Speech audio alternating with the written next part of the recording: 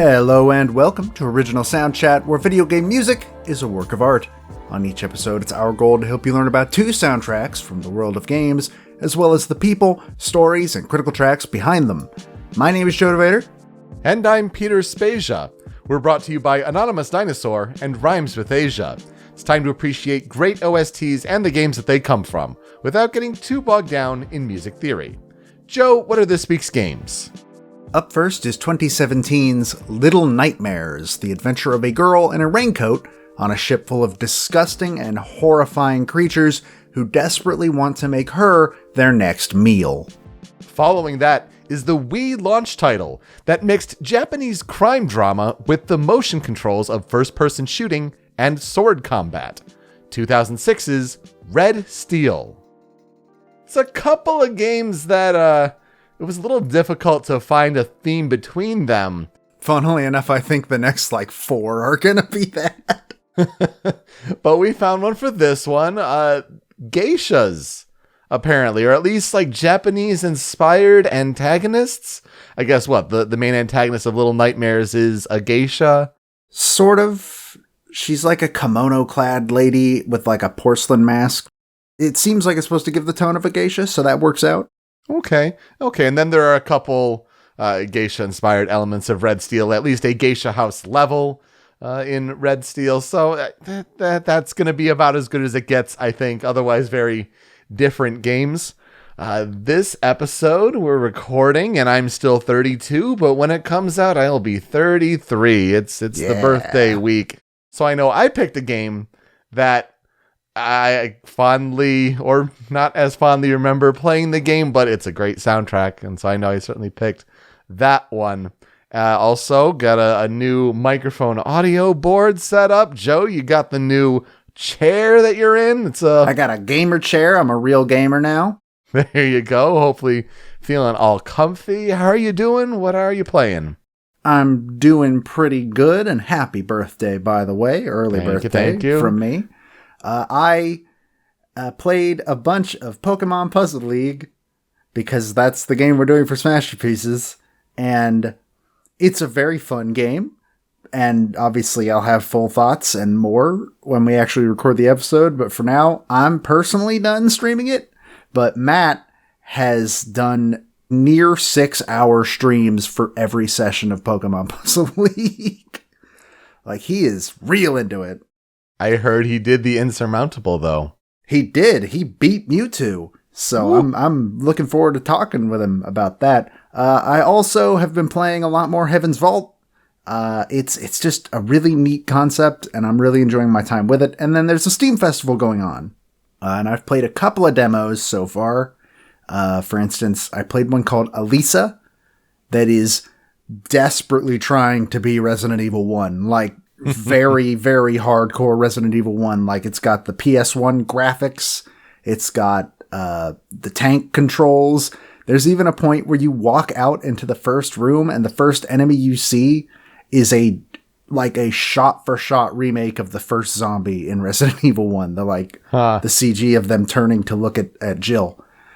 So it's an interesting game. And the other one that really piqued my interest upon playing it was called Linked Masks. It's like a 2D platformer. Seems to be maybe Mega Man style-ish. I don't know. It's got a Game Boy aesthetic graphically, though, and a really good soundtrack. But I haven't played all the demos I installed yet, and unfortunately, by the time you're hearing this, I believe the festival is over. But I'm sure different places will have different impressions there. So let's see. I beat Hitman 3, my first foray into the Hitman series and one of my gaming resolutions for 2021. So good to check that one off. The second level, the Dartmoor, the big Knives Out inspired level is certainly the best one. I've heard that from multiple places that is the best level in the entire game. It is for sure. But the final level was a delightful cathartic surprise, and I'm sure it's better for those that went through the whole World of Assassination trilogy, but even for just someone who jumped in at 3, that was really neat. I also am digging into Hyrule Warriors: Age of Calamity. Burning through it pretty fast. I started out thinking I was going to do a lot of the side content, and then as more and more missions kept adding more and more side things to do. It's like, oh no, this would be hours insurmountable. So I am in the middle of chapter 6. So getting pretty close to the end. I got to get back to that game. I'm still in chapter 2. Yeah, I mean, then Persona 5 Strikers comes out this month, so whole lot of Muso. And then I am also digging into Cyber Shadow. It's like The Messenger from a couple years ago in a way, a Mega Man Ninja Gaiden sort of inspired game. First couple levels, which I'm like in chapter 2 right now, are pretty difficult, but like it gets better as it goes on. It's just you got to get over that hurdle. And yeah, it's tough. It's one I'm like chipping away at slowly before I hopefully hit a big breakthrough. A great 8-bit inspired soundtrack, though. I mean, wow. That may be an early contention for at least an honorable mention. Yeah, we got to start thinking already. Start pulling best of 2021 together already in February. That's crazy. Yeah, Cyber Shadow is on my list of games to play through Game Pass, because I'm not 100% sure I'm going to like it. I remember watching Matt play it at PAX last year and just getting his butt thoroughly handed to him by one of the bosses in the demo, so we'll see. It is difficult for sure, but hopefully some perseverance there. Let's talk about some composer follow-up news. The composers we've talked about on the show, they're still working, they're still doing great things, and the gaming headlines of the past week support some of their work. And we have several headlines to get to this week, so let's burn through them. Let's talk about Mass Effect Legendary Edition, confirmed to be coming out on PS4, Xbox One, and PC on May 14th. Of course, those will play up on PS5 and Xbox Series S and X.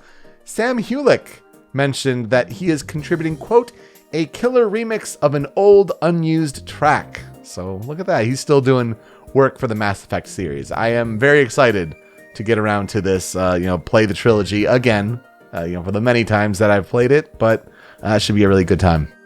Yeah, I'm very interested in. I probably won't pick it up right away, but I'm really shocked that Switch is not on this list at all. Like, those games could run on the Switch with very little change, I'm pretty sure, but who knows? Maybe a Switch release is coming later. I think that's probably what's going to happen. Focus on this first, make sure it gets out the door fine, and then maybe switch down the line. And speaking of the Switch, and things coming to it, Thomas Was Alone is coming to the Switch on February 19th. And speaking of Thomas Was Alone, great segues I'm making today. The composer for that game, David Housden, who also did Battletoads last year. His next project, Lost Words Beyond the Page, was available as a demo during the Steam Festival. At time of recording, it's installed on my computer. I installed it before I even knew that Housden was working on it because the concept just seemed really interesting. It's like a platformer where you can use words to like alter the stage around you. It sounds really cool, and I'm very interested to check it out. Definitely. Judgment, we've talked about on the show before, the Ryuga Gotoku game that's like Yakuza, but with more of a detective flair. It is coming to PlayStation 5, Xbox Series, and Stadia, but oddly enough, with Sega's big push on PC, this one is not coming on PC just yet. Arrives on these platforms on April 23rd. Unfortunately, no scale up for save files or for ownership for PS4 to PS5. It's a whole new entry entirely. It's interesting to see comparison shots because it seems like they've gone a little more realism and like toned down some of the visual contrast that gave it a little bit of style. But yeah, wow, a great game, Judgment, especially if you're a new fan or an old fan of the Yakuza games. Definitely give Judgment a try. And it's bizarre that it's not coming to PC. Like you mentioned, Sega has been doing... They're all on PC now, I'm pretty sure. A lot of games, yeah. Except maybe 6? Is 6 not on PC yet? I don't remember. But like 3, 4, and 5 showed up on PC. And so the fact that this isn't is a little weird. But alright, whatever. And speaking of that, though, Stadia is dead. I mean, it's seemingly on that path, right? They talked about how they've shut down their internal studios. They shut down those studios before they even released any games. I mean, gosh, we could go on for minutes talking about how It's amazing how both Google and Amazon think that you throw a bunch of money at the idea of game studios and it's been a year, TikTok, where are these big AAA games that are going to make us a ton of money? And like, no, it takes time and effort. Amazing how some of these bigger companies don't seem to get that. Stadia is saying that they're still running and that they're still working on third-party partnerships to keep their services going, but the writing is probably on the wall. I think I agree with Matt. His take was that the fact that they specifically pointed out that we're still going to focus on third parties and get those games on Stadia means they had a bunch of contracts that they can't back out of yet. Yep. So that's probably what's happening there. Rest in peace, Stadia. You lasted a little bit longer than I thought you would, to be perfectly honest.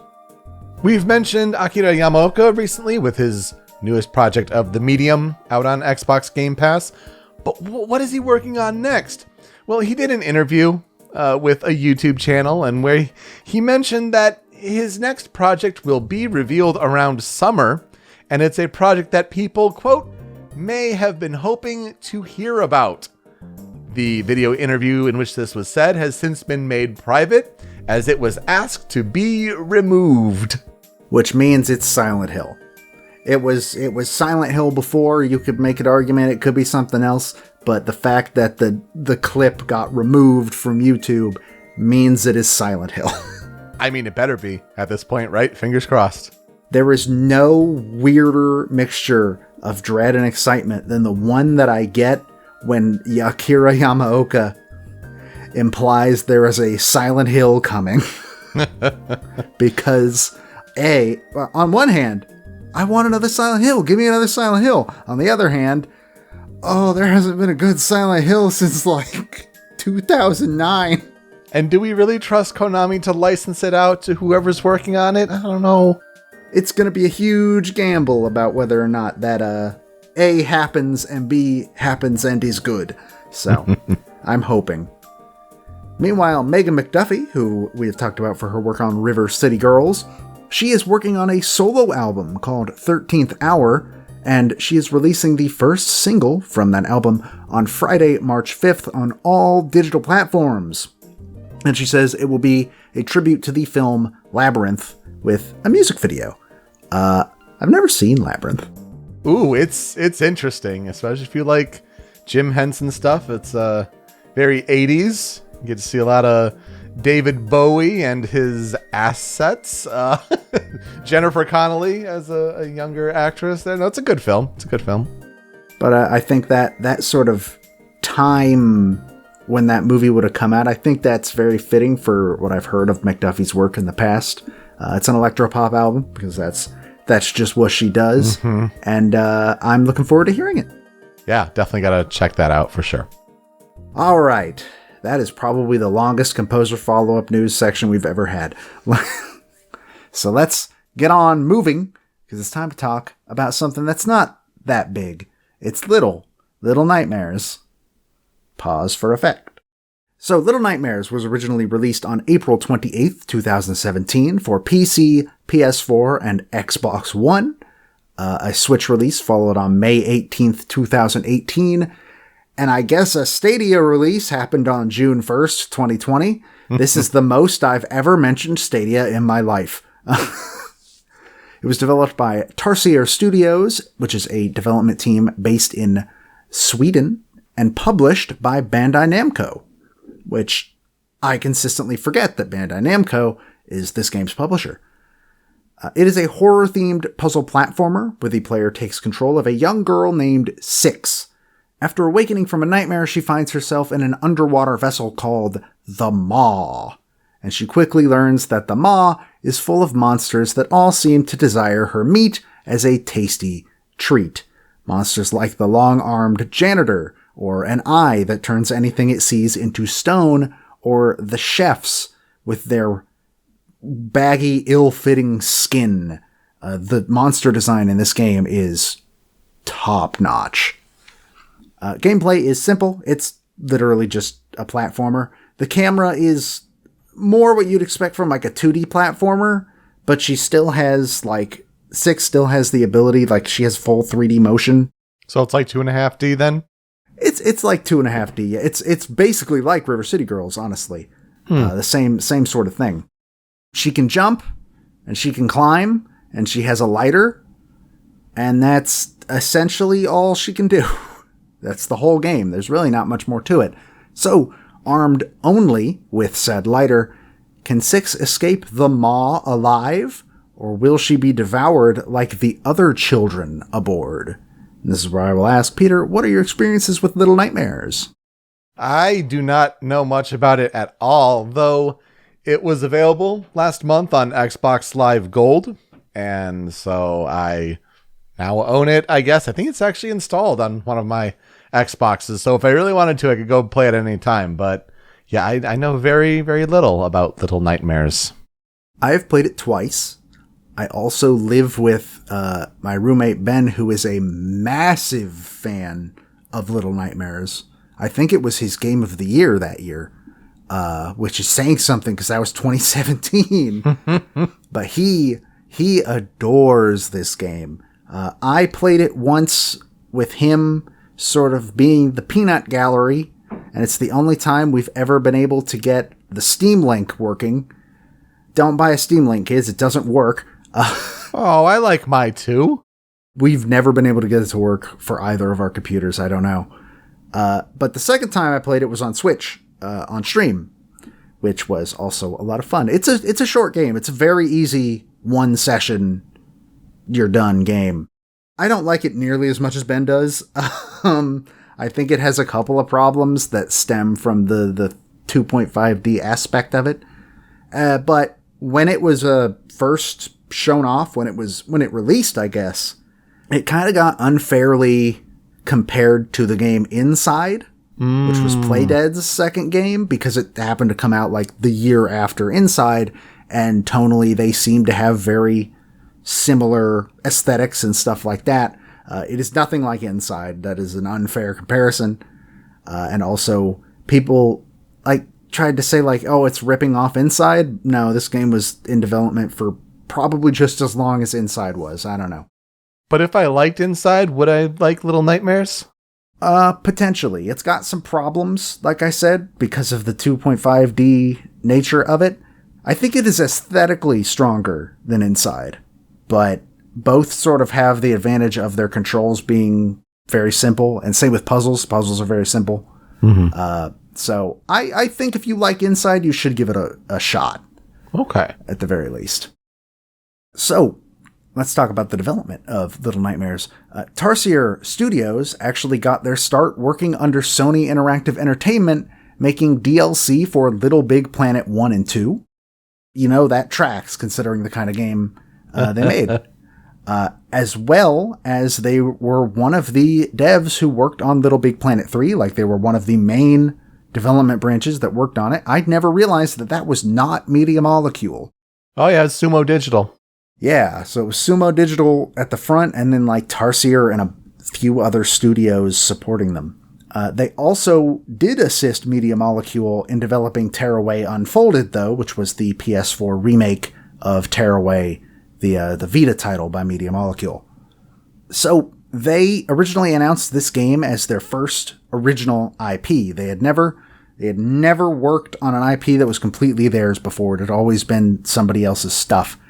The game's working title, upon being announced, was Hunger, which kind of makes sense because hunger is kind of a big theme of the game. Six is kind of starving at multiple points in the story, and the monsters on the ship want to eat her and other children. So, hunger fits very well.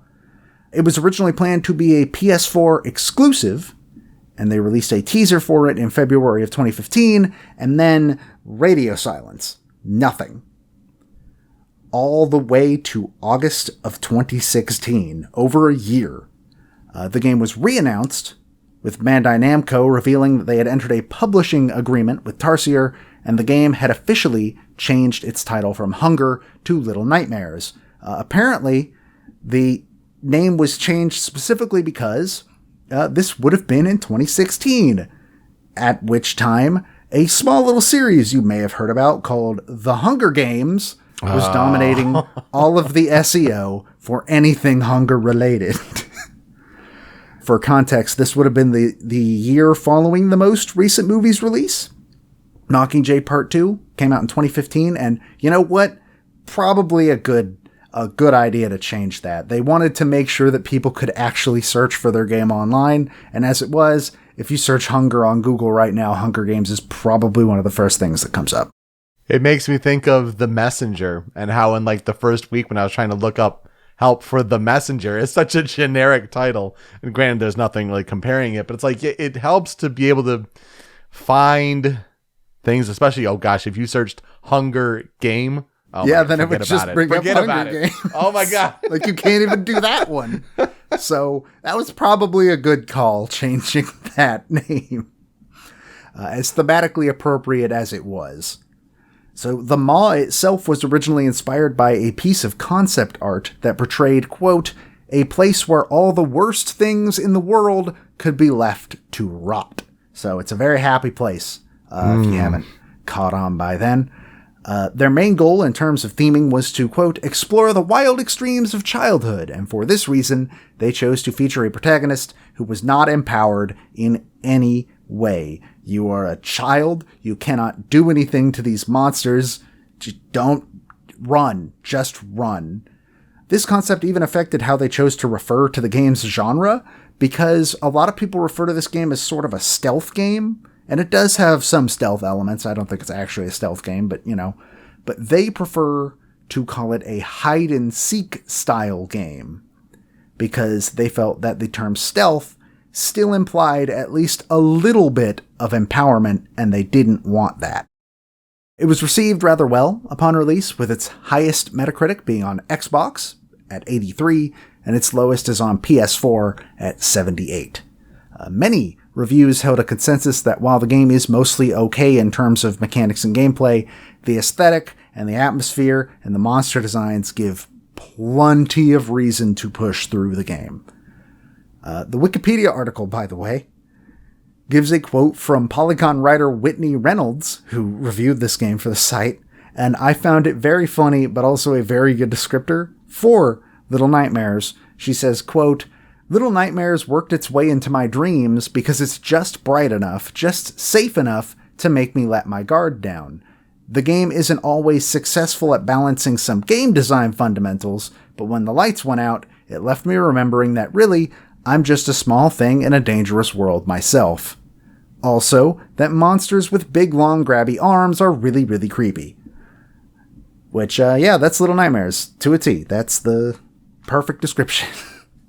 It didn't really win any awards during awards season. When it was shown off at Gamescom 2016, it did earn the Indie Award, but in terms of like actual award season after release, it got nominated for a good amount of stuff, but didn't win anything. So it was nominated for New Games IP at the Develop Awards, the Best Visual Design and Best Audio at the Golden Joysticks, Outstanding Achievement in Art Direction at the DICE Awards, Best Emotional Music at the Emotional Games Awards, which is another award show that I've never heard of. How do we keep finding them? And was nominated for Animation, Artistic, Art Direction, Contemporary, Game Design, New IP, Lighting/Texturing, Original Dramatic Score, New IP, and Use of Sound, New IP at the Navigator Awards, but unfortunately did not take home any of these awards. But I mean, it was 2017, and we have mentioned multiple times that 2017 was a packed year. A trilogy of DLC titled The Secrets of the Maw was released in parts, those parts being The Depths in July of 2017, The Hideaway in November of 2017, and The Residence in February of 2018. These DLC stories follow a different protagonist, who is simply known as the Runaway Kid, as he has his own parallel adventure through the Maw alongside Six. There was also, I didn't know this, a mobile game released on iOS in May of 2019, featuring a story that was meant to serve as a prequel to Little Nightmares. I also didn't know that a TV series was announced in 2017, one that apparently has the Russo brothers on board. What? I've apparently we haven't really heard anything else about it since it was announced in 2017, so it's probably not happening. But yeah, the Russo brothers were apparently signed on to work on it. And finally, a sequel, Little Nightmares 2, releases this Thursday on February 11th. It features a new protagonist, with 6 being involved as a computer-controlled NPC. As for Tarsier as a whole, they went on to develop a PSVR title called Static. I don't know if that's one you're familiar with. No, unfortunately not. But they also did a Switch exclusive game called The Stretchers that was actually published by Nintendo themselves. That released, I think that was 2018, I think. And it was a game that just came out, no marketing, no announcement in a direct. It was just, hey, they made this game, we published it, it's out now, go. And didn't sell great, as far as I'm aware. But still cool that they got to work on a game that was published by Nintendo specifically. The composer for Little Nightmares is a man by the name of Tobias Lilja. He was born in 1984 in Anderstorp, Sweden. His interest in music, he says, came at an early age when his older brothers gave him access to their record collection. Most notably, when he was 7, his eldest brother gave him the Kraftwerk's album Man Machine. I'm not familiar with that, but figured it was important to point out. And he said he found himself especially drawn to the sounds that this album employed. Later on, at age 11, another of his brothers introduced him to the concept of making music using an Amiga computer. And so a few years after that, that same brother gave him the hardware to do sampling so he could record his own sounds. His first official release was on the compilation album Chillosophy Volume 1, which is a great name for anything, and he was only 17. And then at age 19, he released his first full-length album, Ex Leper. 19 years old. That's impressive. Following high school, he attended the University of Växjö and got a job as a sound technician and producer at a local studio right afterwards. While there, he started experimenting with working his voice into music, because up to that point, he had pretty much exclusively been doing instrumental stuff, and he wanted to figure out how he could put vocals and such into his music in unique ways. In 2005, he moved to the city of Malmö in order to pursue a bachelor's degree, and also began to work on sound and music for short films and other video-related projects, as well as, I believe, some theater stuff. While doing that, he also released his second studio album, Time Is On My Side, in 2007. Once he finished his BA, he decided to become a freelancer, specializing in sound design for films and also producing and composing music for various media. He released his third album, Delirium Portraits, in 2011. But also in 2011 is when he joined Tarsier, so he is their in-house composer. And at the same time, he also got his own private studio space and could move his studio out of his apartment. So most recently, he released an album in 2015 called Medicine Sings Triptych. While working for Tarsier, he is also still doing freelance work as a composer and sound designer, but as far as I can tell, he is still at Tarsier. You can follow him on Twitter at Tobias Lilja. That's Tobias Lilja. It's really interesting that you bring up Malmö, because I have come across that city a few times the past few weeks, and it seems like that is the big hotspot for Swedish game development. So it seems like Tarsier is there. Ubisoft's Massive Entertainment is there, the team that works on The Division. And also, when I was watching a no-clip documentary about Hitman, IO Interactive seems to be spread across Copenhagen and Malmö, I guess they're across like a bridge from each other. Interesting. I had no idea that was such a hotspot. That's neat to know, honestly. So in terms of discography, Little Nightmares appears to be the only game that Lilja has worked on. I cannot actually find confirmation about whether or not he's working on Little Nightmares 2, but again, as far as I can tell, he is still at Tarsier and he's their in-house composer, so I would assume he is working on Little Nightmares 2. I think that is a safe assumption to make. In terms of historical development research for Little Nightmares specifically, Lilja wanted to make sure the music reflected how unfriendly a place the Maw is. Like, the Maw sucks. It's a bad place to be. And so he wanted to create soundscapes that really brought that idea forward. And to do this, he was inspired by things like the David Lynch film Eraserhead, as well as Akira Yamaoka's work on Silent Hill 2. He said, quote, "It's the kind of ambiances that lie in the borderland between music and sound effects." And that seems to be a really big theme with his work on this game. So he wanted those two to sort of blend together in a hand-in-hand way. Because he also served as the game's sound designer and had a specific goal of wanting the sound effects to play a prominent role in building the atmosphere instead of just being something to accompany the game's visuals. Much of the music only really plays during monster encounters or at key story moments, so Lilja had decided right away that he didn't want to just make a classical orchestral score. He wanted something that was more surreal and unsettling and kind of a reflection of the Maw itself, which again is a bad place to be. And he also wanted to include maritime style elements as well, because the Maw is basically a giant submarine. So it makes sense that he would want to include things like the accordion, as well as various brass instruments which were meant to mimic the sound of a foghorn.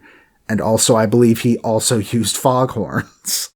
He wanted to fuse the big heavy sounds that represented the monsters with something a little more childish sounding.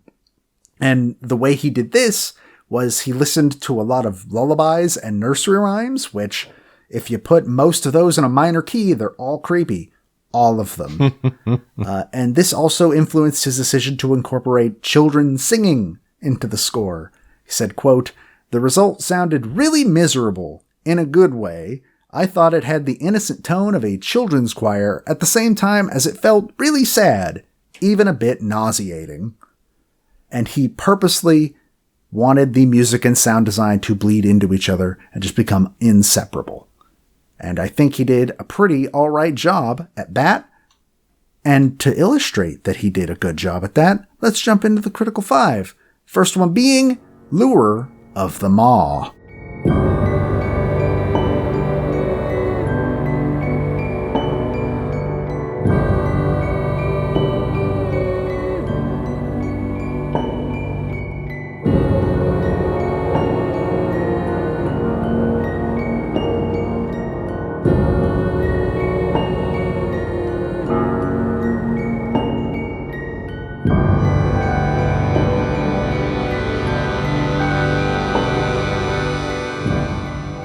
So this song features vocals. It's the only song I could find that had a vocal credit, as far as I could tell. But the vocals in this song were done by Anna Moberg. This is the title screen of Little Nightmares, which I believe this song, just in general, does a really good job of establishing the game's general tone, immediately.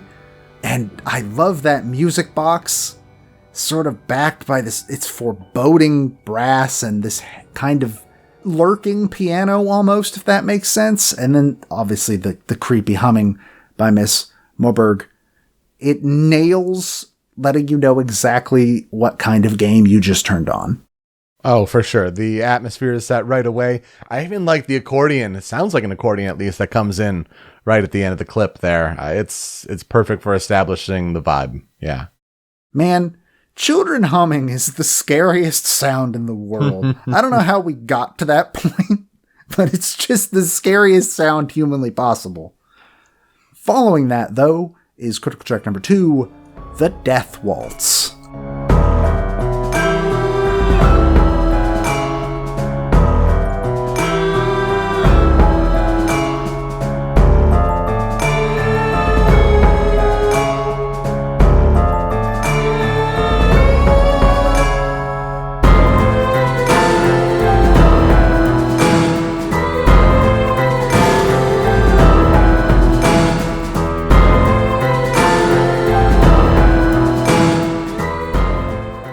Okay, here's the main question I have. Is 3-4 just naturally the creepiest time signature? Because I think it might be. And I don't know who decided that or how it got there. Most of the time when games want to do creepy stuff, it's almost always a waltz of some sort. Like, think of Mario. Mario Galaxy does a waltz for the Boo galaxies. Yeah. It's just, I find it very interesting that 3-4 is where we tend to go when we want something creepy. I love me a creepy waltz, personally, and I think that this is probably up there with some of the best creepy waltzes in video games. This is such a good piece. That heavy piano just really makes it. And then there's like, that overpowering, it's not really overpowering, but it's very sharp percussion, I guess is how I'd put it. Mm-hmm. Like it's just those quick cymbal hits. And more of the creepy children humming. Now brought to you by multiple children. It is interesting to hear like the playing with the time signature, because whenever you can break away from 4/4, and it's good to pay attention to it. But I feel like this either has the feel of a 3/4, maybe it's a 3/8, or a 2/4, because you get the 1 2 3 1 2 3 1 2 3 1 2 3, but there's the 1 2 1 2, and so like whatever tempo like you're feeling at the moment, or the vibe that you get from it could be different. I think that makes it even more unsettling. Yeah, I guess that makes sense. I just assume all waltzes are in 3/4. Generally, yes. Yeah, right. Yeah. I don't know anything about time signatures anymore. All that left my brain 10 years ago when I graduated high school. I wish it hadn't, but unfortunately it did. Following that is critical track number 3, my personal favorite song in the game, The Janitor Waits.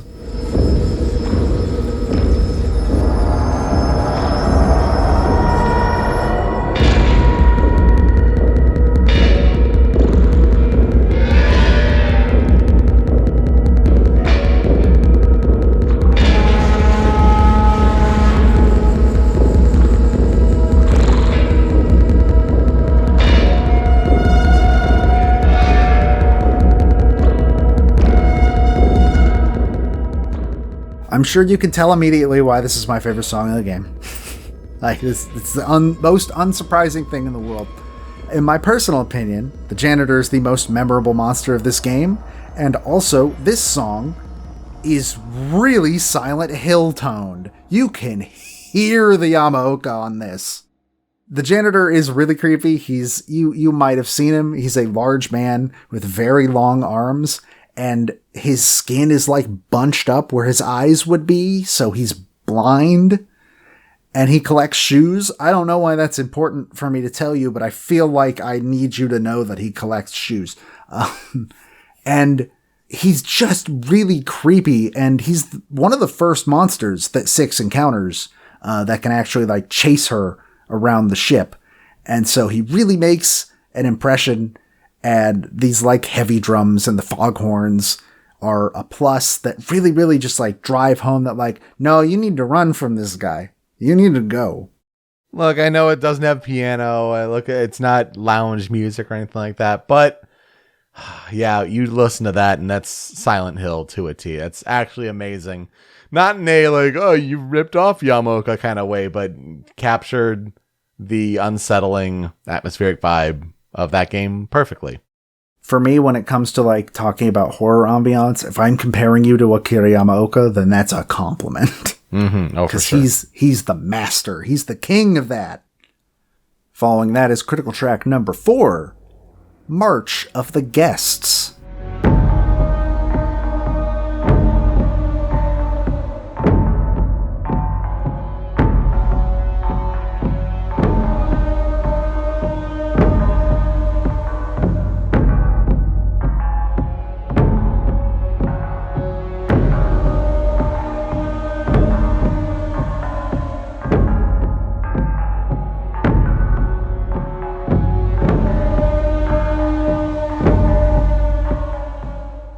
So at one point in the game, you actually get outside the maw, and what you see in that case is a bunch of the guests entering the maw from their own ship. They are all very large people that are wearing skin suits that are a little too big, a little too baggy, and they don't fit right. Again, like I said, the monster design in this game is 10 out of 10. They are horrifying to look at. I just really like the large drums. They feel like march, obviously. It's a march with that constant steady tempo, but also it feels like it's emulating a heartbeat almost. Like, oh man, I'm in danger and my heart's beating very fast and oh geez. And I also just really love when songs use chains rattling as percussion. It's never not cool. For me, it's definitely the drums. That's the standout part of the piece for sure. Because you think march for sure, but I didn't think heartbeat, and that's actually a really accurate simile as well. Yeah, I think it really sort of drives home that Six is scared.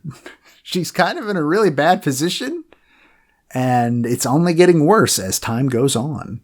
Speaking of only getting worse as time goes on, though, critical track number 5 is The Lady Circles.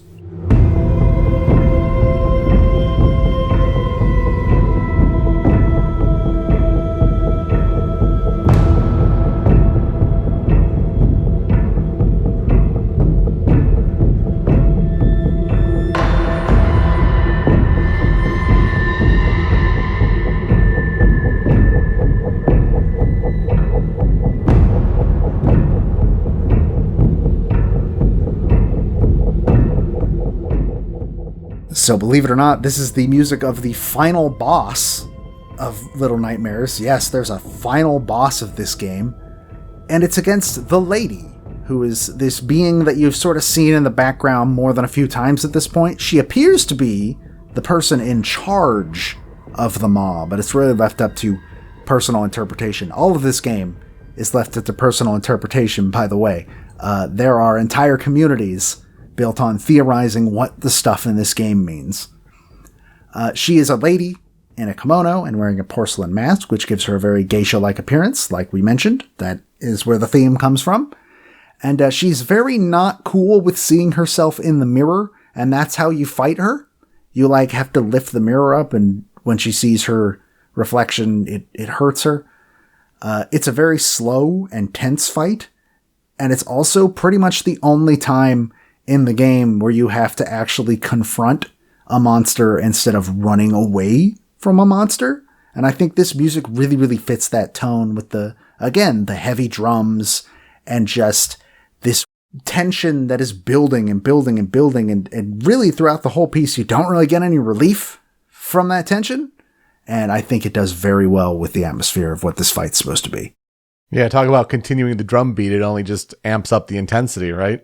Mm-hmm. But it's still, you're right. I mean, I think when he talks about fusing the percussion with the environmental sound design and not really relying too much on melody, but, really relying on that intense atmosphere, nails it perfectly. And for a final boss fight, this is about what you should expect, nailing that for sure. Mm-hmm. In terms of songs on the cutting room floor, I got a couple. The first one is Six's Theme, Part 1.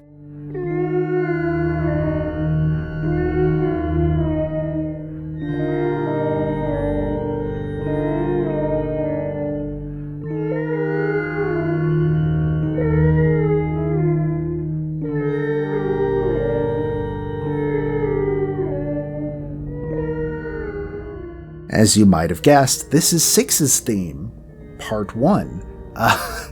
This one is peak creepy humming kids because it's multiple and they're all tonally dissonant from each other, and that somehow makes it 10 times creepier. This is a very kind of unsettling song to listen to.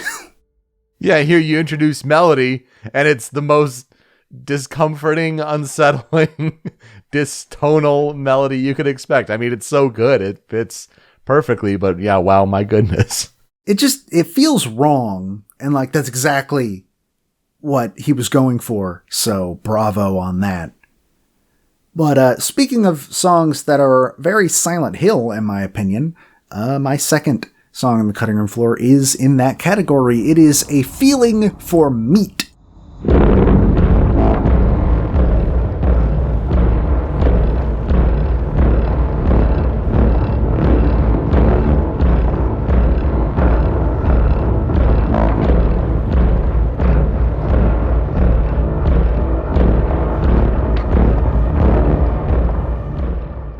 Judging by the title, I believe this is what is playing when the chefs are chasing you. Just a lot of heavy drums. I really like the use of distortion in this one, though. Like, wow, it's really good. And just has this, again, this tense feeling of like, oh, I'm in danger. I have to go now. And it works super well. Yeah, wow, the distortion is absolutely the standout. You're right. And it just makes the bass beats so heavy and thick, nice and crunchy. Mm-hmm. Crunchy is a good descriptor. So what will I never forget about Little Nightmares? I love the monster design, and I think the sound design is like absolutely phenomenal. You've heard from some of this music, but in game, like it just seamlessly flows in terms of sound. It's hard to explain, but it's very, very good. I don't like this game as much as Ben does. I think it's fine. Like some of those reviews said, I kind of agree that like there are certain points where it's like this was the bad choice to do in terms of design, but like there's not enough to ruin the game, just enough to like be like, I'm good not playing it again for a little while. So I do think you should give it a shot. Like I said, it's a rather short game. I'm pretty sure both times that I played it, it was a one-session game, maybe like 3 to 4 hours in total. So, I mean, worth looking into. That's good to know, because I did like Inside. So, I'll check it out. Inside is very good, and I wish we could talk about it on this show. Oh, I know, neither of Playdead's games have a soundtrack. Unfortunate. So, for our transition, we like to give a shout out to a fan remix, fan cover, something like that. Look, you know what's just slightly less creepy, but still pretty creepy than children humming? Music boxes. Yeah. We all know it. Music boxes are scary, and we should stop making them. And that's why I found a music box cover of Six's theme 2. So please enjoy that, and we will be right back.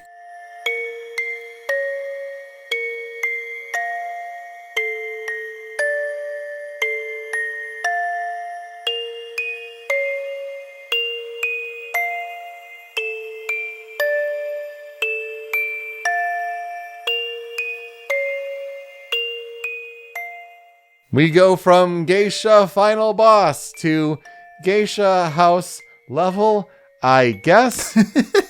Let's talk about Red Steel, which, for some of the games that we cover, you may remember the name like, oh yeah, at least that rings a bell. For Red Steel, it's one of these ones like you are familiar with Red Steel or you are not. I'll be honest, until you put it on the episode tracker and said that was your game this week, I have not thought about the words Red Steel in several years. Precisely. Exactly my point. So, Red Steel was released for the Nintendo Wii on November 19th, 2006 in North America, December 2nd in Japan, and December 7th and 8th in Europe and Australia, respectively.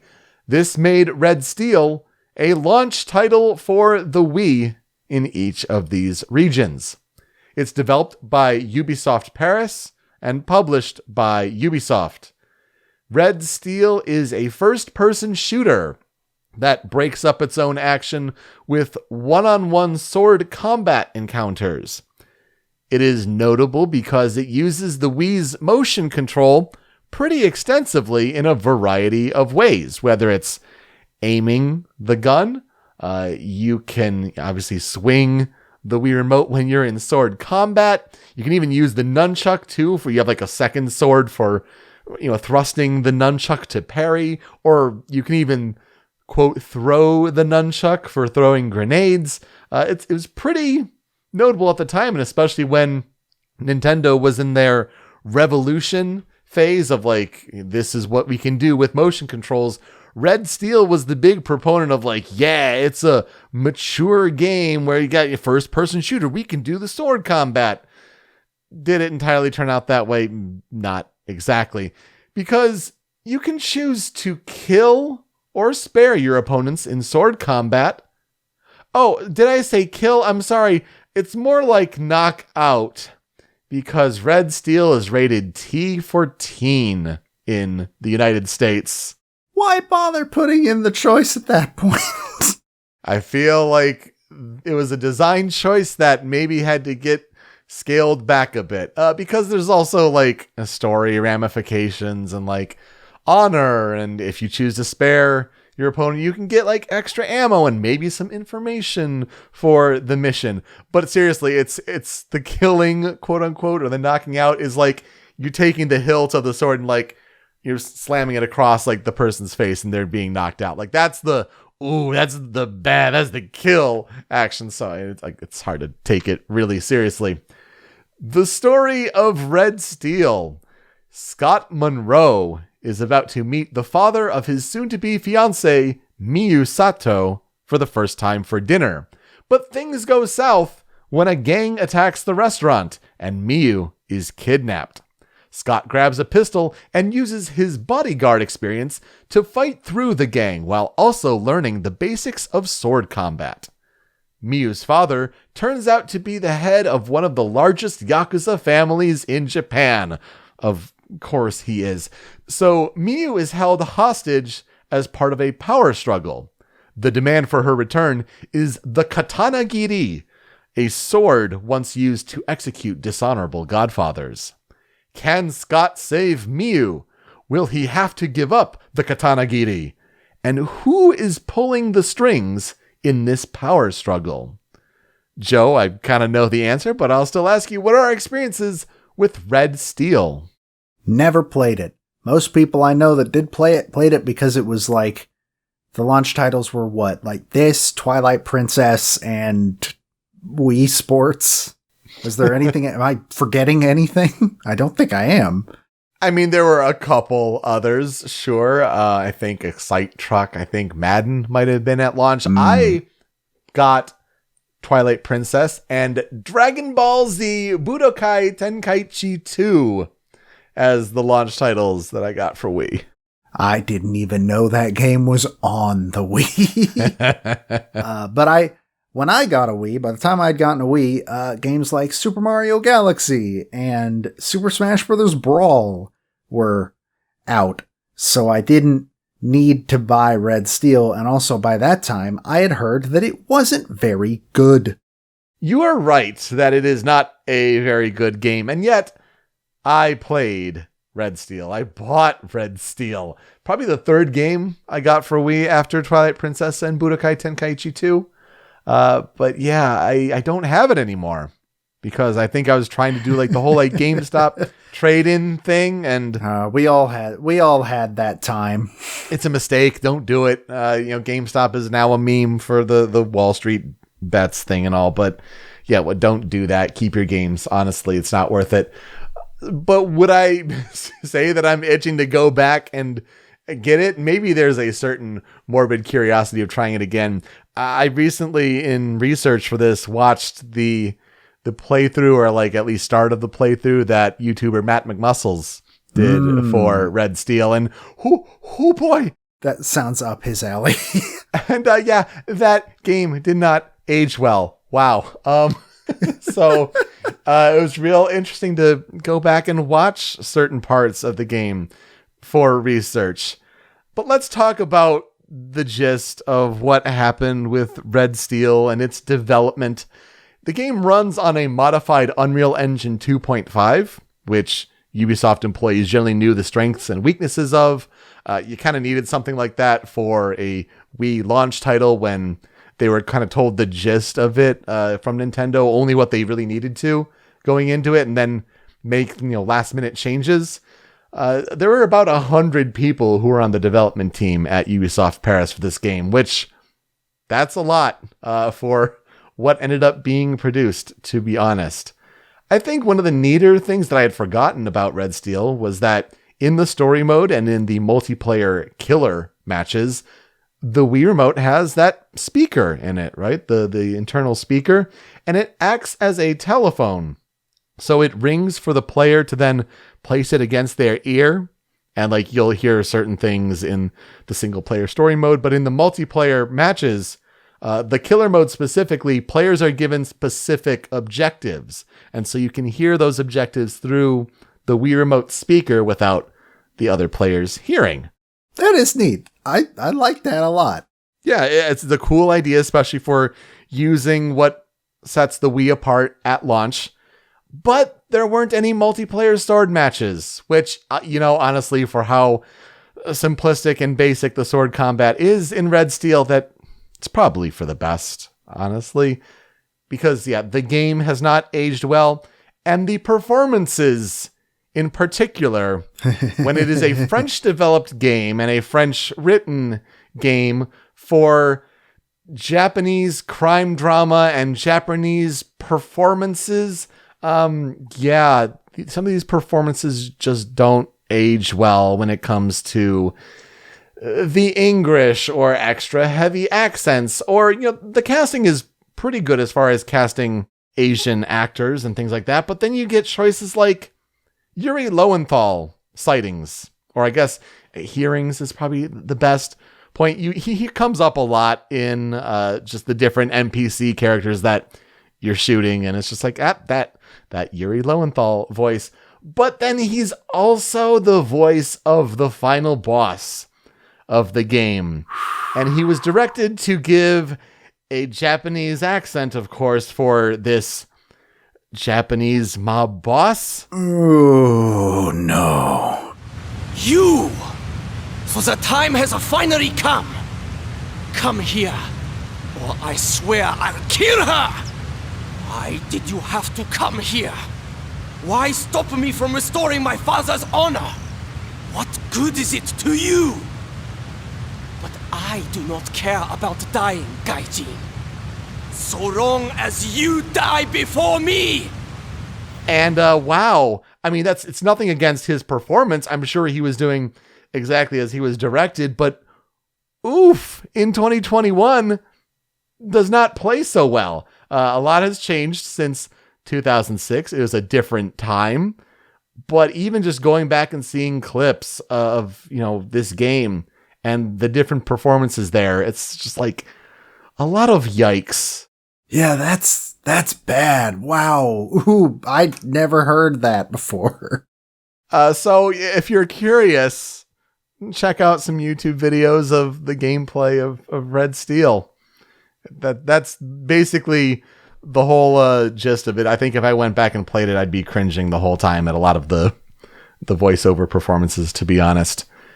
The reviews for Red Steel at the time, they're not great. They were, as Wikipedia puts it, wildly mixed. That's a nice way to say not great. Metacritic has the average for the game at 63.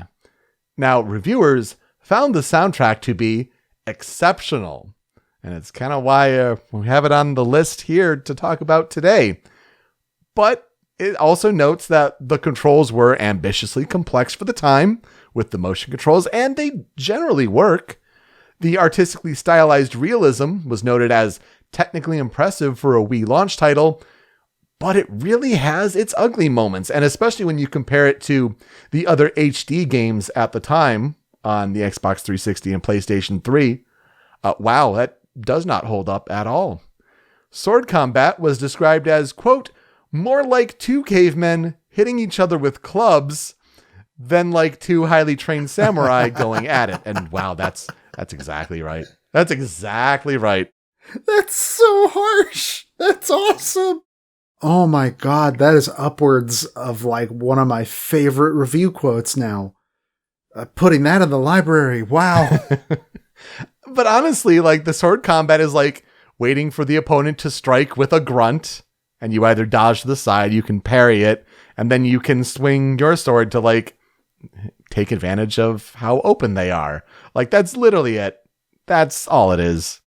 So it's just they wanted Skyward Sword, but the technology to make Skyward Sword didn't exist yet, basically. 100%. 100%. I feel like they were doing the best that they could with the motion control technology that was available at the time.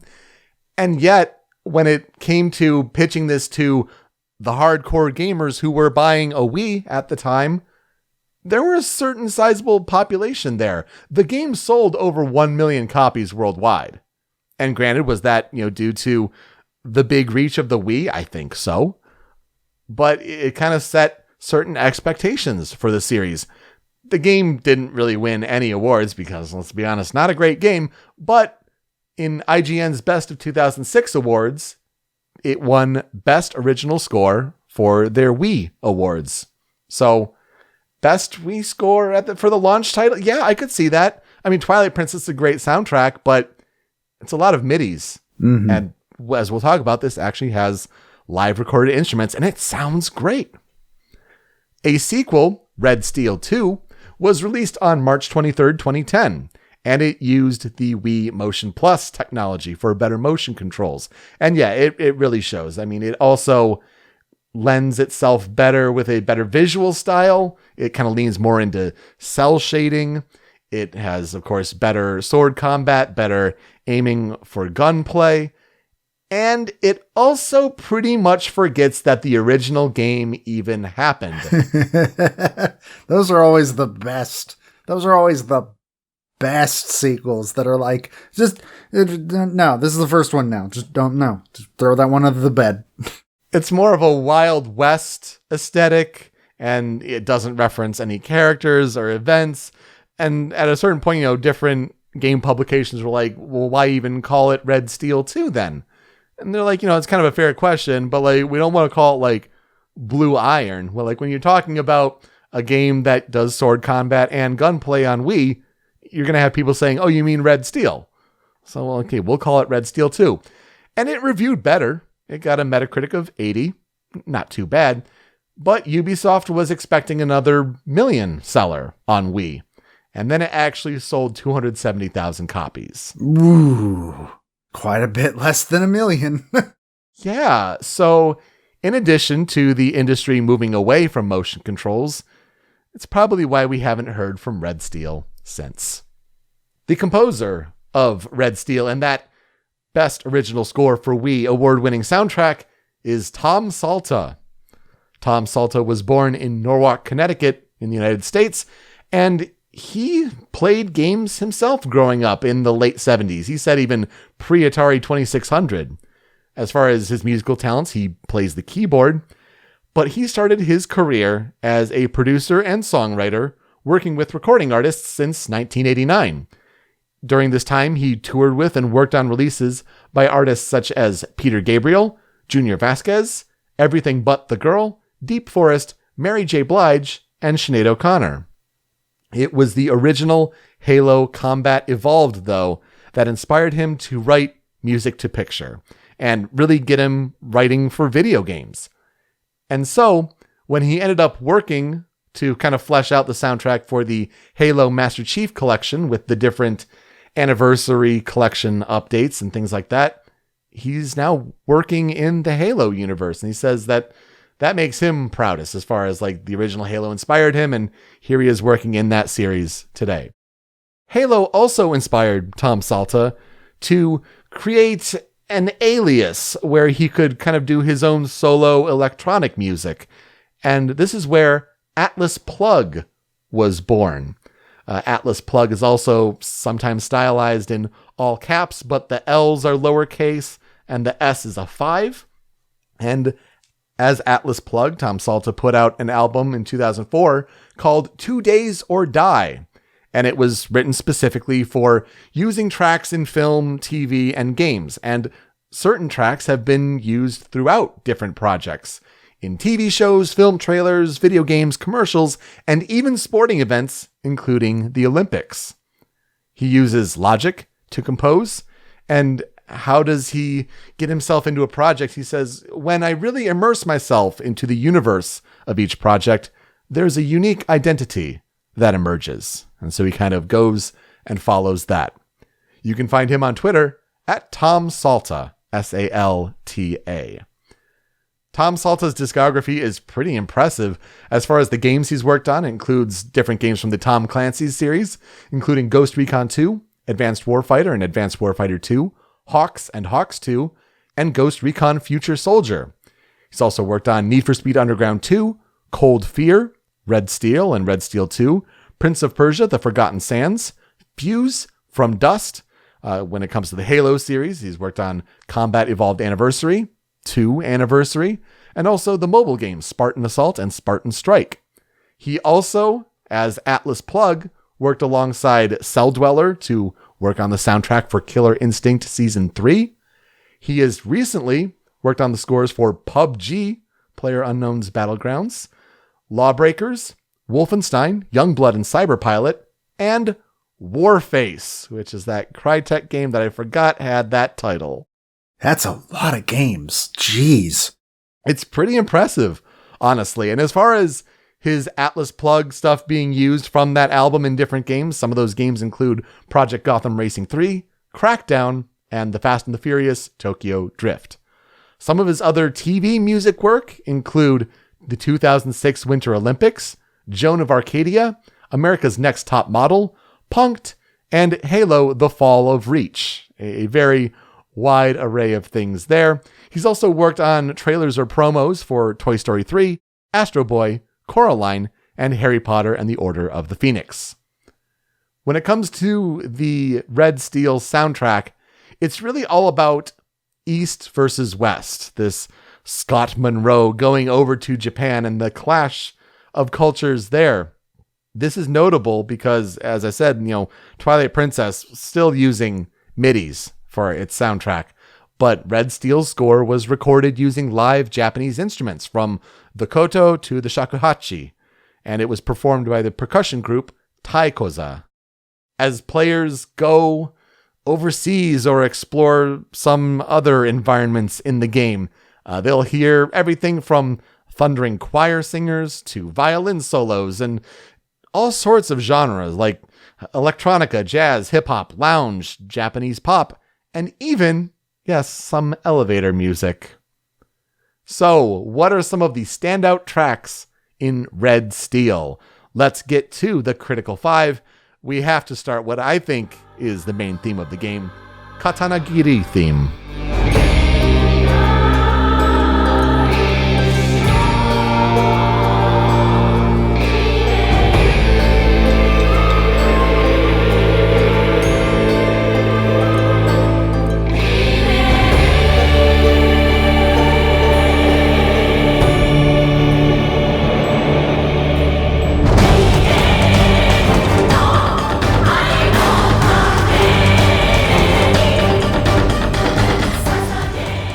This is one where I wish I could play more than 30 seconds because the melody, especially in that slower part in the beginning, like that's the core of like the definitive theme of Red Steel. I love when that intensity drop happens for like a little more intense combat feel. But this track really plays up those live recorded vocals. And it's so good. I mean, for Katanagiri theme, like it's supposed to be a theme about the sword. I think it plays during some important boss fights. But whenever I think of the Red Steel soundtrack, what's the main Red Steel theme? Like, it's the Katanagiri theme. It's that melody for sure.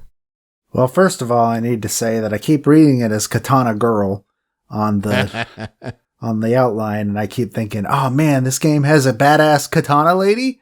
Yeah, that it does, but it's not called Katana Girl. Well, I'm glad it at least has one. That makes it a little less disappointing. But also, this feels like a song I'd hear in like a fantasy game based on Japanese. It's the vocals that really do it. And they're super cool, but I cannot for the life of me imagine this being in a game that takes place in what was then modern day. It's a little weird to me. Yeah, but I think it nails the vibe of if you're in Japan, and I guess if you're having that kind of combat, it really works well, I think, in game for sure, especially during those big combat fights when the intensity ratchets up. Like it's perfect, and I think it does play during the big Katana Girl fight. So I think that is fitting. Interesting. Number 2 on the Critical 5, I think, is going to be right up your alley, Joe, and as it is mine. This is Restaurant Lounge.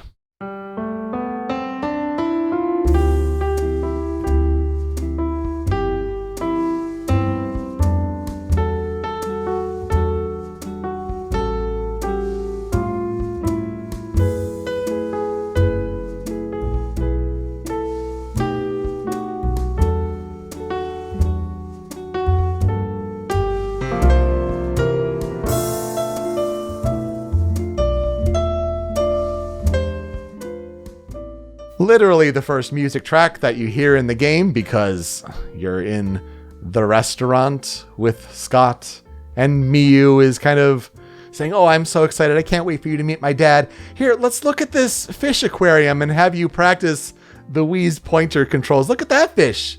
Oh, look at that fish over there." Have I told you that I'm 2 days from retirement? Yeah, basically. So yeah, this is just nice, smooth, jazzy piano, the perfect lounge music. Honestly, we've talked about the track Red Velvet in Katawa Shoujo, feels like years ago at this point. It was. Where that one has a little more saxophone in it. Honestly, when either that one or this one, I'm pretty sure I've even used this piece in like a college video project or something like that. It's the quintessential, that's the elevator music vibe for sure. Really, really great stuff. Tom Salta nailed it. Like, I always think of this track when it comes to this kind of vibe. Yeah, it's a really, really good sort of lounging piece. I'd say we've talked about a few lounge pieces on this show, some of them with lyrics, some with not. I do feel like there should be a woman singing during this song, but like, I could hear this playing in a restaurant in real life, like a really fancy restaurant. Yes. So yes. It just, nailed it absolutely. Number 3 on the Critical 5.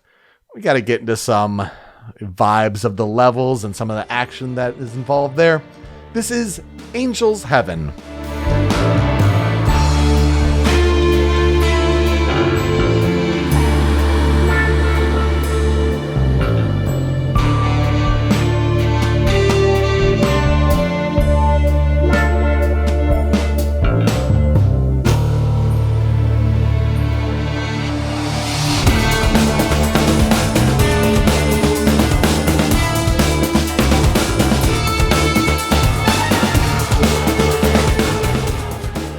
When it comes to Angel's Heaven, the 3rd level in the game, you're basically in a massage parlor. So it kind of makes sense when you get like this slow groove that kind of has the kind of sound effects going into it. Like, really sets the mood. It's a pretty vibe heavy piece when it comes to that. And then the intensity picks up, and that's when the combat kicks in, and you got some gunfights going on in a massage parlor. And like, that stuff's really cool. Like, it almost feels like Mission Impossible-ish a little bit there, right? But just great instrument recordings and how it sounds on the Wii. Like, yeah, the combat's not great. There's some like weird headshot sound effects, honestly, that go on. So like, the sound design is a little when it comes to the sound effect front, but the score is top notch and it fits perfectly. It gives me, what it reminds me of is theater from Persona 4. Yeah. The strip club dungeon. Which, reminder, there was a strip club dungeon in that game. I kind of really like the tone that you hear at the beginning of the clip. Like, I like it a lot. And then the combat part is pretty good as well, but I'm more drawn to the, as you put it, the It's really relaxing, right? So it kind of sets that perfectly. Yeah, I dig this song a lot.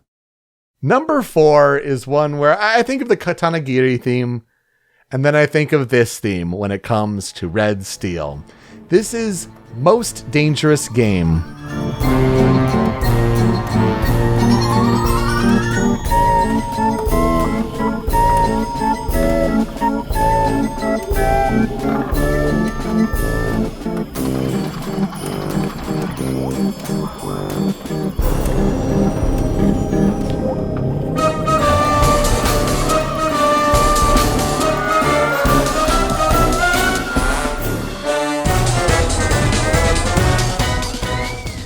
This song plays in the Tetsuo's Games level, which is the 9th level of the game, kind of about like the halfway point, I think. And wow, if you have never heard this song before, that's fine.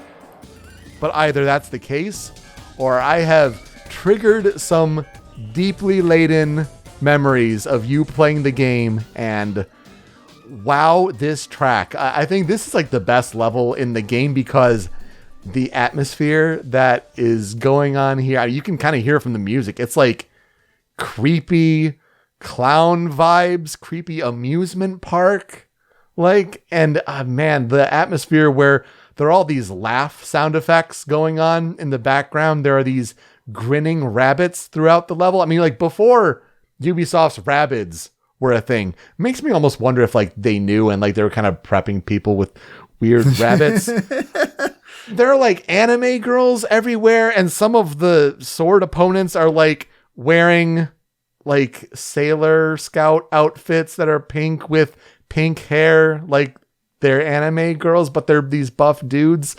It's a really creepy level, and this doo doo doo doo doo doo doo, like the whole vibe that goes on with it is like it's ingrained in my head as like, you want a creepy level vibe, this is it. But then the da da da da da da da da da da, like that's perfect for the combat that happens with the gunplay there. This song sticks out in my head so much, but yeah, it's totally one where you've never heard it or it's ingrained in your head if you've ever played Red Steel. I just want to point out that this song starts in 3/4, lending more power to my theory that that is the creepiest time signature. You nailed it. Oh my gosh. Yeah, absolutely. I was super excited when I heard this one on your Critical 5 because I was like, yeah, I have more evidence to back up my argument. So it reminds me of Witchy World from Banjo-Tooie. Yeah. More than anything. It's got that same kind of level vibe too, for sure. Tetsuo's a weird dude. This is a great song, but just in all the creepiest ways. But we're going to wrap up the Critical 5 with the final boss theme. This is Tokai-san.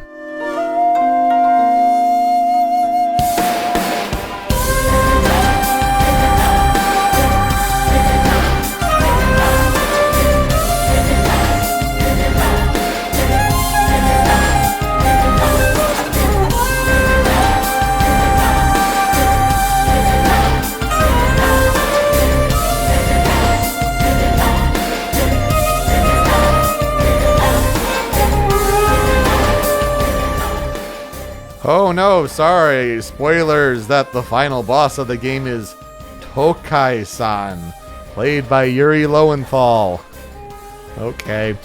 The first 17 seconds or so of the piece is actually like this solo flute that sounds really good. And it's, again, nailed the authentic recording, but this heavy drop comes in and da-da-da with these vocals. Like, it's really sets that atmosphere so well for the final boss track. Oddly enough, I think it's also the first track of the soundtrack release, which I don't think I've ever come across that. That's an interesting choice. Yeah, that's a little weird. I feel like I've seen something like that before on a soundtrack, but I can't name what it would be. This is my favorite on the Critical 5. I really just kind of like the heavy guitar that drops in, and then those vocals really add some good stuff. And yeah, I think overall this is the one that I found myself most drawn to in general. And the flute continues throughout it. It's so good. When it comes to the cutting room floor, I had a couple suggestions for you because I was listening through this soundtrack and just really going down memory lane with it. but I came across a couple that I'm like, you know what? This is right up Joe's alley. So why don't you tell me about them and what you thought of them? Well, the first one is Pachinko. 1, 2, 3, go! I see, very good. I see, very good. I see, you very good. I see, 1, 2, 3, go!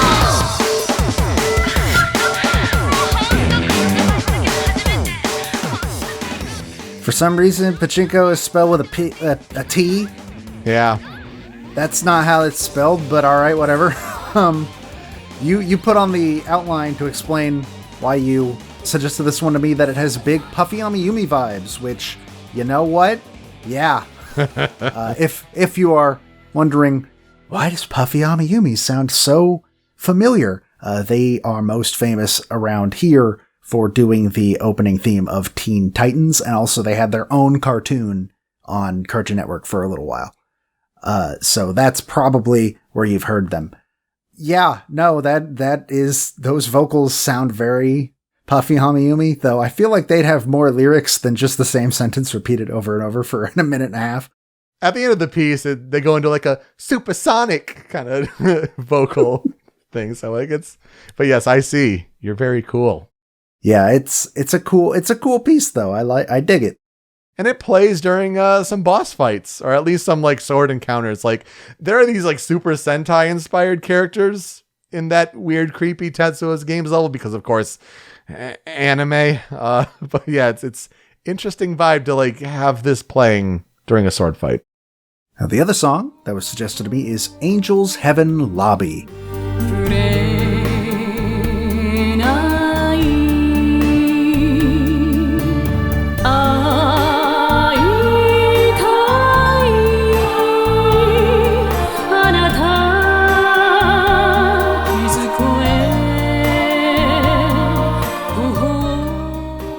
I think this is Enka.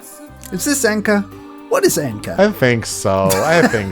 I'm pretty sure this is an Enka song, and it's very good. One of the things about Enka is, if anybody doesn't know, it's basically a genre that is crazy popular with old people in Japan.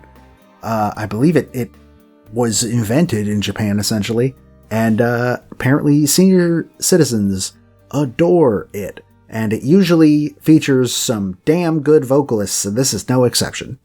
Yeah, a lot of vibrato and warbling in the pitch and in the singing.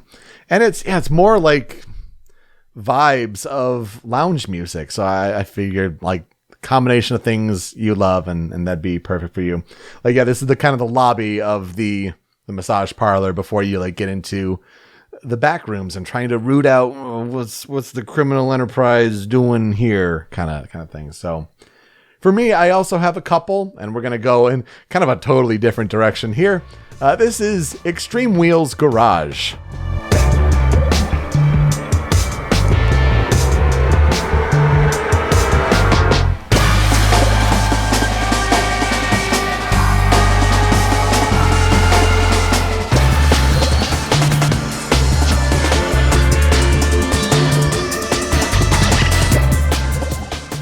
This plays in the 4th level of the game, and it kind of shows a little bit of the diversity that Tom Salta puts in with the different styles, the different genres here, because you're getting the hip-hop beats mixed in here. It's also interesting that when it comes to what's presented in the game, you're doing some sword fights against these like 50 Cent looking individuals, like literally from got the bandanas, the tattoos, and all that. Like, was it his model from Blood on the Sand? You know, it might be. It kind of looks like that. And you're doing these like katana sword battles. Oh, because like it's a car garage where they're doing illegal mods and weapon smuggling. Okay, all right, Red Steel, a little questionable, but you know, that aside, the music is pretty cool. Like, the heavy drum beats going. And then it just picks up the intensity even more for the combat switch. So it's a pretty notable one that I was listening to. I'm like, yep, this should go on here just to show the diversity in style. On the way other end of the spectrum is a little earworm that has haunted me for years. This is Club Dance.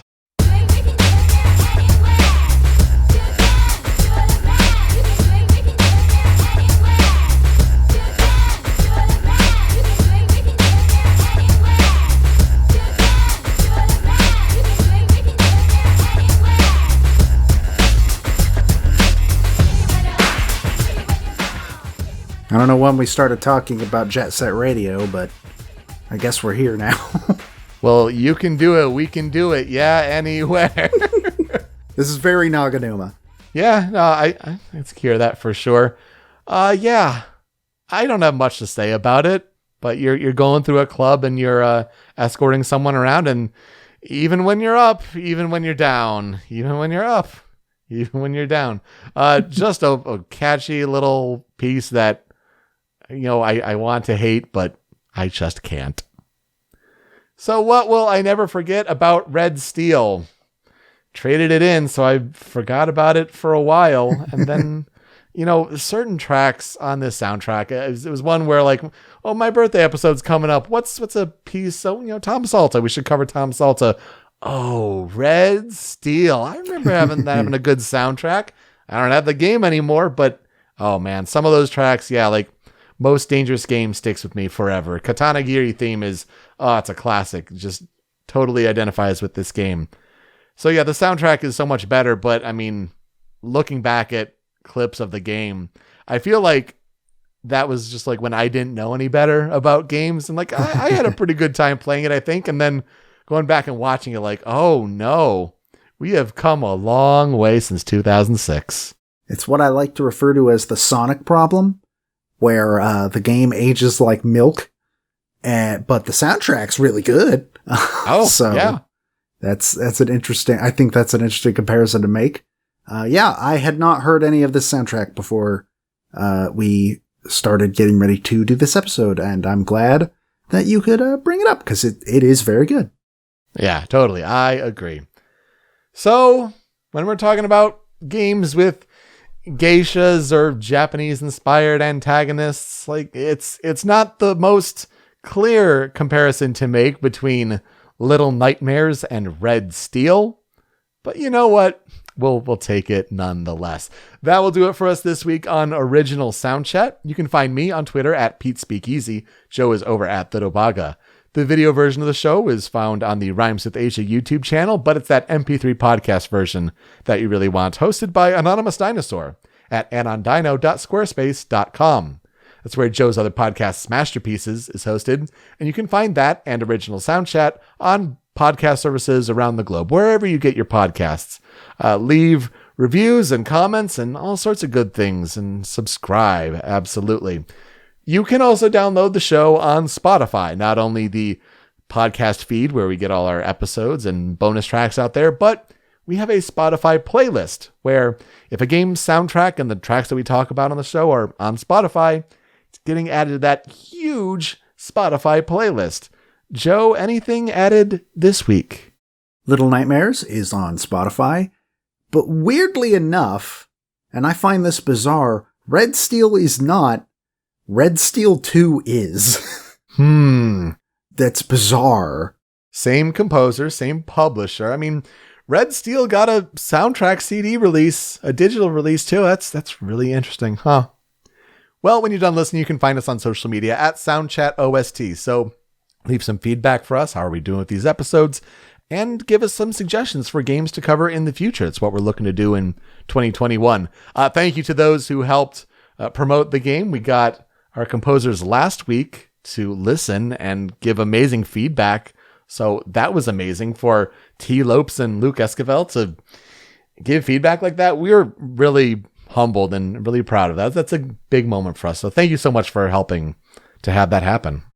We've gotten shout-outs from a couple of composers in the past couple weeks or so.